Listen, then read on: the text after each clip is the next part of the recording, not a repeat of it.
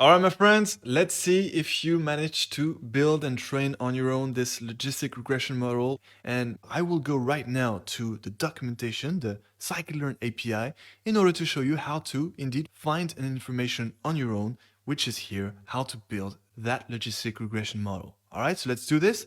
Let's open a new tab here.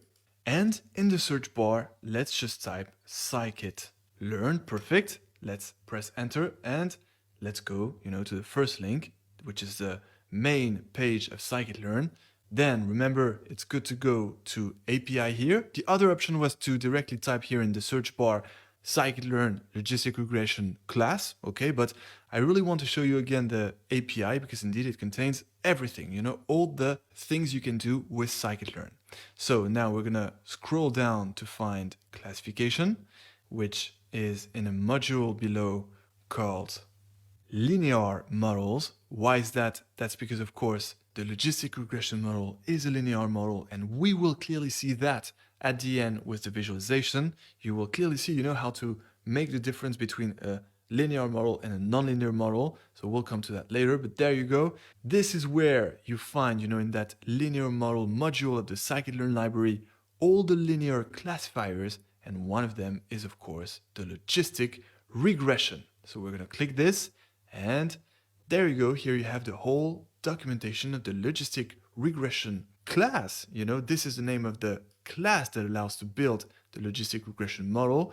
And so that's all you needed to get. And you could get exactly the same thing by just typing here in the search bar, Scikit-learn logistic regression class. You will end up in the same page. So now what we will only take is, the name of the class plus the module, and if you want Scikit-learn, and then we will rewrite it the right way to import our class and then create the object. All right, so let's just copy this, and then remember the syntax is to start with from, so from Scikit-learn, and then from the linear model module of Scikit-learn, and from this linear model module, you import that logistic regression class.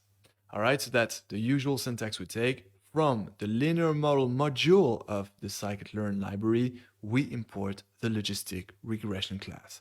And now the next natural step is to create an object of this logistic regression class, which will be exactly the logistic regression model itself.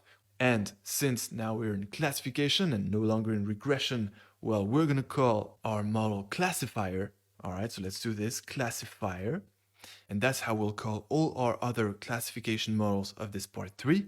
So classifier, and then the next step, we have to call the class. That's how we create an instance of a class. So there we go, and then we add some parentheses. And now the question is, do we have to input any parameters?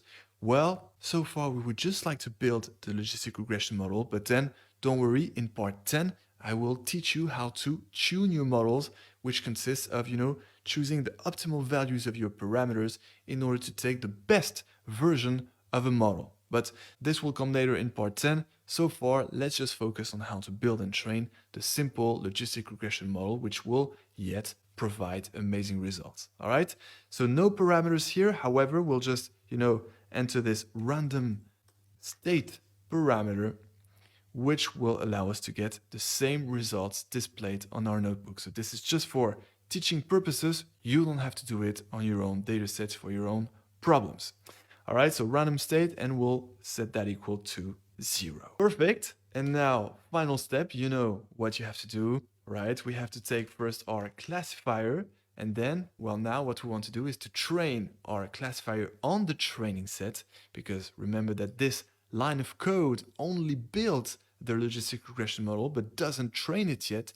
And this next line of code is indeed the final step where we train our classifier on the training set. And remember, to do this, we have to call the fit method, which takes as input two entities, two sets of data. The first one is the matrix of features of the training set, and the second one is the dependent variable vector of the training set, where, of course, all the purchase decisions of the dependent variable vector correspond to the same customers of the matrix of features. All right.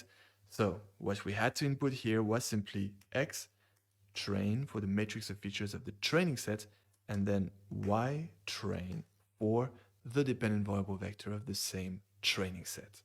And there you go, my friends. Congratulations if you obtained this, and also congratulations if you tried, because indeed, that's how you build the logistic regression model. So there you go. That's one extra machine learning model in your toolkit, and you're going to have many more. And don't worry, I will train you on how to select the best one for any data set. Okay, great. So let's run this cell. This will indeed build and train the logistic regression model on your training set composed of X-train and Y-train. And here, by the way, you see all the parameters of the logistic regression model which you can tune.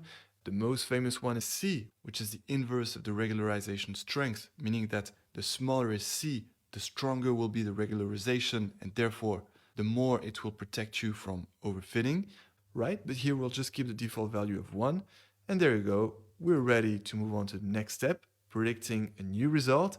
And so now, new exercise for you, because we already did it with regression. I taught you before how to, take your regressor and then call the predict method to predict the result of a single observation. And so here, the exercise that I would like you to do is to predict the purchased decision of a single result, the purchase decision of a single customer.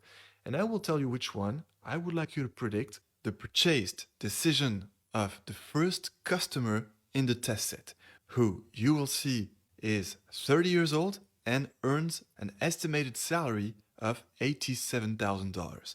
So I would like you to take these two inputs, these two features with these values, 30 years old and $87,000 as the estimated salary, and I would like you to predict whether this customer has bought, yes or no, the SUV.